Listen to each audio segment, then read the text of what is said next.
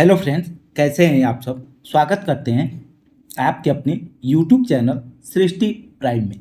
तो फ्रेंड्स, आज की इस वीडियो में हम देखेंगे बौद्ध शिक्षा के बारे में।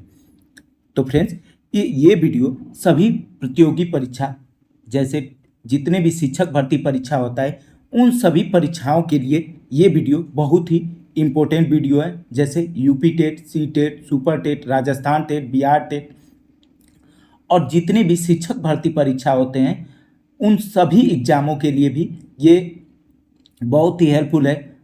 बीएड, बीटीसी और जीबीटी, ये जो हर राज्य अपना अपना बीटीसी कराता है, चाहे डीएलएड होता है, इन सभी में भी ये बहुत ही उन सभी के लिए भी ये बहुत हेल्पफुल वीडियो है। तो वीडियो को लास्ट तक देखिएगा। अगर आपको कुछ समझ में नहीं आता है तो आप कमेंट करिए, उसका आपको जवाब मिल जाएगा। तो चलिए स्टार्ट करते हैं एक मोटिवेशनल कविता के साथ। असफलता एक चुनौती है, इसे स्वीकार करो। असफलता एक चुनौती है, इसे स्वीकार करो। क्या कमी रह गई देखो और सुधार करो। जब तक सफल ना हो नींद चैन को त्यागो तुम।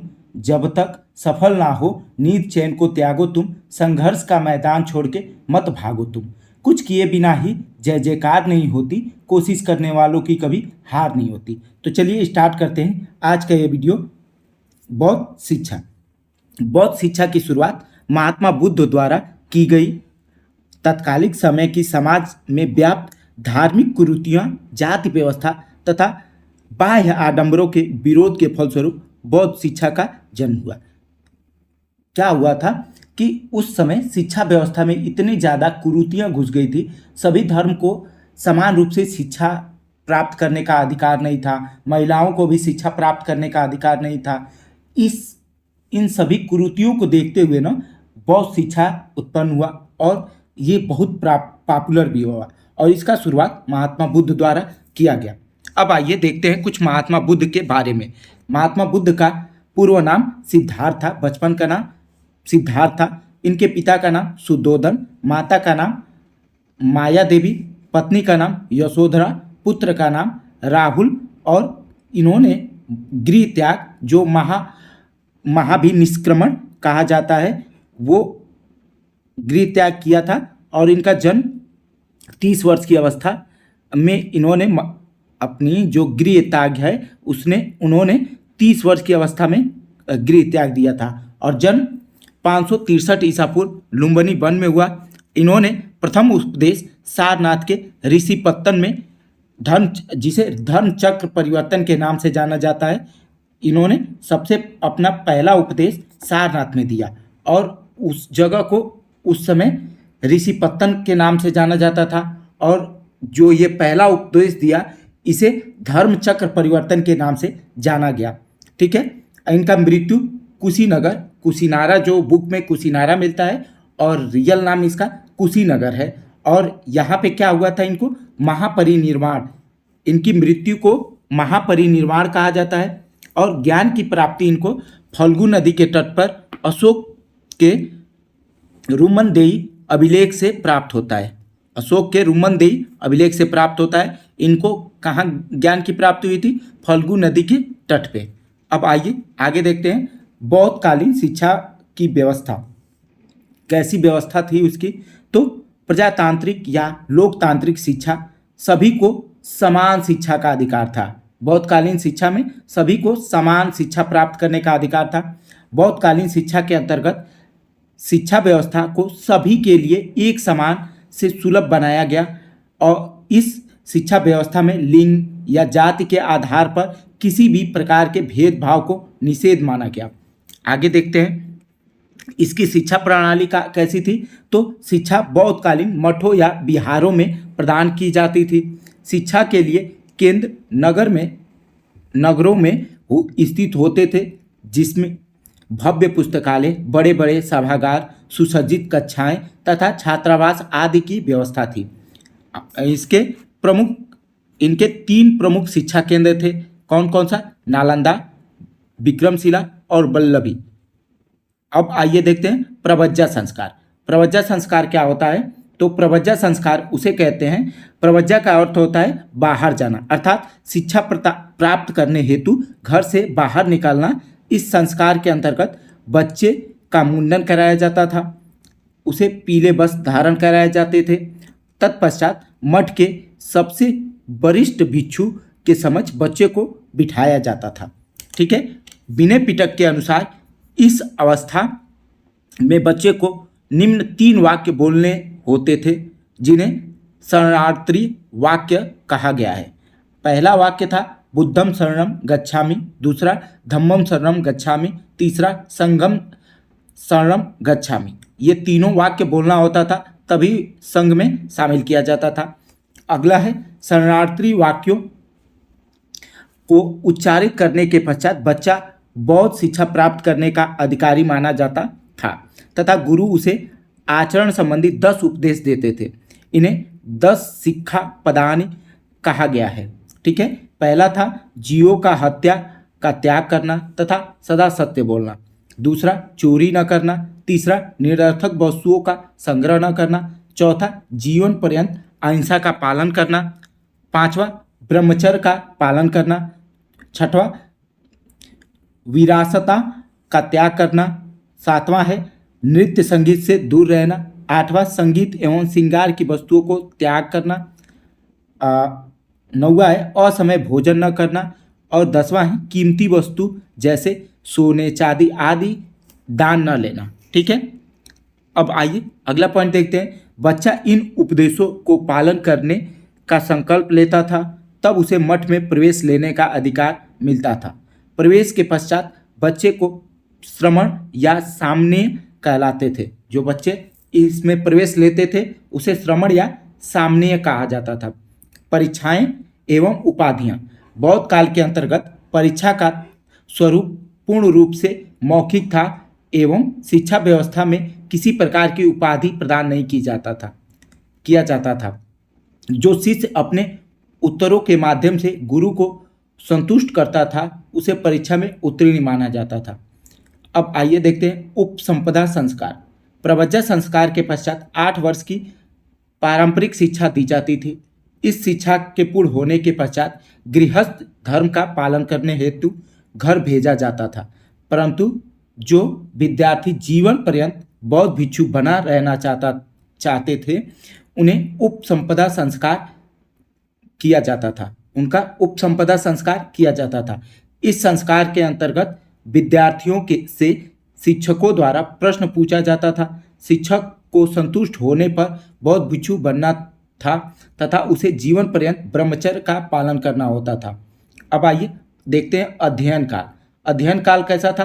प्रवज्जा संस्कार के अंतर्गत 8 वर्ष की पारंपरिक शिक्षा, उपसंपदा संस्कार के अंतर्गत बौद्ध भिक्षु की शिक्षा अर्थात कुल अध्ययन 8 + 12 20 वर्ष की अध्ययन का समय था। शिक्षण विद्या कैसी थी? तो बौद्धकालीन शिक्षण विद्या मुख्यतः मौखिक थी, जिनमें अनुसरण विधि, वाद विवाद विधि, तर्क, देशाटन आदि प्रमुख थे। ये सभी विधियां प्रमुख थी। अगला था पाठ्यक्रम। पाठ्यक्रम बौद्ध शिक्षा केंद्र में हिंदू तथा जैन धर्म के आदर्शों, ज्योतिष, दर्शन, गणित तथा युद्ध कौशल और शारीरिक शिक्षा प्रदान की जाती थी। शिक्षा का माध्यम बच्चे की मातृभाषा अर्थात पाली भाषा थी। उस समय के अंतर्गत पाली भाषा बोली जाती थी और वही शिक्षा का माध्यम था। अगला सार्वजनिक पाठ्य प्रारंभिक शिक्षा। प्रारंभिक शिक्षा समाज के सभी वर्गों को अनिवार्य रूप से प्रदान की जाती थी। आगे देखते हैं शिक्षा के उद्देश्य। बौद्ध दर्शन के अनुसार जीवन दुखों से भरा हुआ है।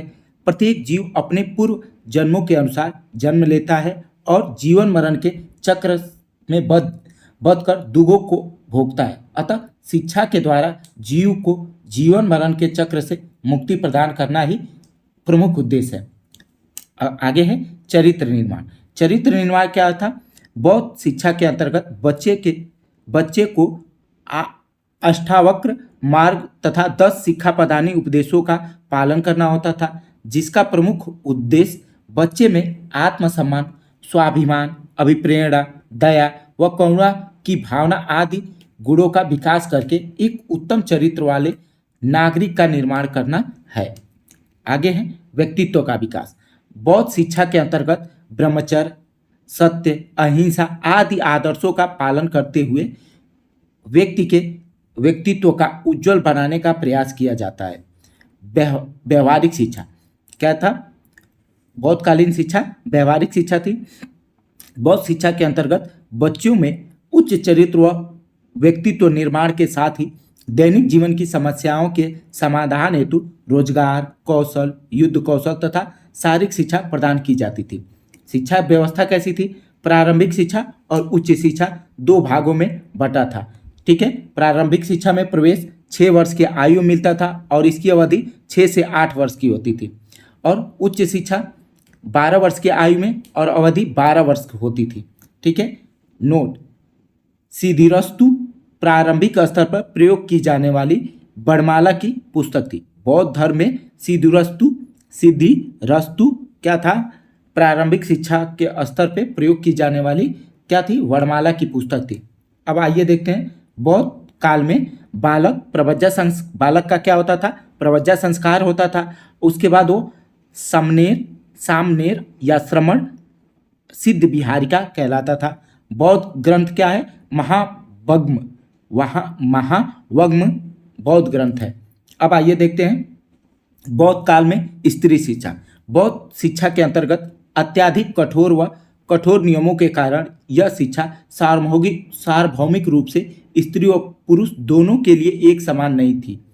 अव्यवहारिक नियमों के कारण स्त्रियों का बौद्ध शिक्षा व्यवस्था में अत्यधिक ह्रास हुए। ठीक है, व्यावसायिक शिक्षा, तो बौद्ध शिक्षा के अंतर्गत बच्चे के जीवों को उपार्जन हेतु भवन निर्माण, बुनकर, हस्तशिल्प, युद्ध कौशल आदि व्यवहारिक शिक्षा प्रदान की जाती थी। बौद्ध शिक्षा को व्यावसायिक शिक्षा का स्वर्ण काल माना जाता है। अब आइए देखते हैं इसके प्रमुख केंद्र। बौद्ध काल में जो उसके शिक्षा के प्रमुख केंद्र थे वो पहला कौन है? नालंदा विश्वविद्यालय। यह विश्वविद्यालय बिहार के पटना से लगभग 40 मील दक्षिण पश्चिम में स्थित था। इसका निर्माण द्वितीय शताब्दी में सम्राट अशोक द्वारा किया गया। महायान शिक्षा हेतु प्रसिद्ध। ये किसके लिए था? महायान शिक्षा हेतु प्रसिद्ध था। ठीक है, अगला है, यह विश्वविद्यालय 300 कक्षाओं, 8 बड़े सभागार, पुस्तकालय भवन, 9 मंजिला विशाल इमारत और 13 छात्रावास से सुसज्जित था। प्रवेश हेतु बच्चे का विश्वविद्यालय के मुख्य द्वार पर उपस्थित द्वारपालों को अपने उत्तरों के माध्यम से संतुष्ट करना होता था। ठीक है, अगला कौन सा था? तक्षशिला विश्वविद्यालय। अगला तक्षशिला विश्वविद्यालय था। वर्तमान में पाकिस्तान के रावलपिंडी से लगभग 35 किलोमीटर दूर स्थित थी। तक्ष नगर की स्थापना राजा भरत के पुत्र तक्षक के नाम पर की गई। ठीक है, इस विश्वविद्यालय की स्थापना लगभग 700 ईसा पूर्व राजा तक्ष के नाम पर की गई। वैदिक काल में उच्च शिक्षा का सर्वप्रमुख केंद्र था। वैदिक काल में उच्च शिक्षा का सर्वप्रमुख केंद्र था। ठीक है, अब आइए आगे देखते हैं विक्रमशिला विश्वविद्यालय।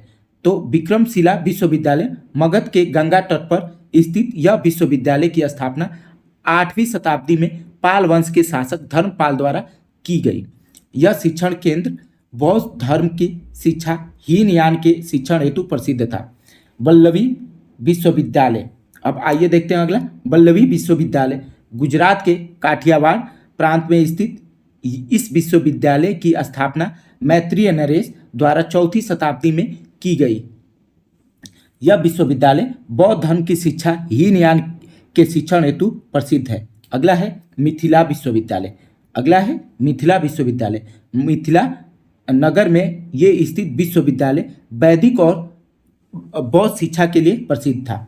अब आइए देखते हैं बौद्ध शिक्षा के गुण। क्या क्या गुण थे? तो केंद्रीय प्रशासन समस्त बौद्ध को केंद्र के संघ द्वारा संचालित किया जाता था, अर्थात शिक्षा व्यवस्था पर बौद्ध धर्म का समान रूप से एकाधिकार था। आगे लोकतांत्रिक शिक्षा व्यवस्था। प्रत्येक बच्चे को एक समान रूप से शिक्षा का अधिकार। शिक्षा व्यवस्था में जाति व लिंग के आधार पर भेदभाव का निषेध था। शिक्षा कैसी थी? निःशुल्क प्रारंभिक शिक्षा थी। व्यवसायिक शिक्षा पे जोर दिया जाता था। मानवतावादी शिक्षा थी। भव्य शिक्षण संस्थाओं का निर्माण। लोक भाषा में शिक्षा। अब आइए देखते हैं बौद्ध शिक्षा के क्या क्या दोष हैं। तो अत्यंत कठोर और अव्यवहारिक नियमों के कारण कक्षा के प्रत्येक बच्चे एक समान रूप से इन नियमों का पालन करने में असमर्थ थे। अतः कुछ बच्चे शिक्षा को अधूरा ही छोड़ देते थे। अव्यवहारिक नियमों के कारण इस काल में स्त्री शिक्षा का बहुत ह्रास हुआ। ठीक है।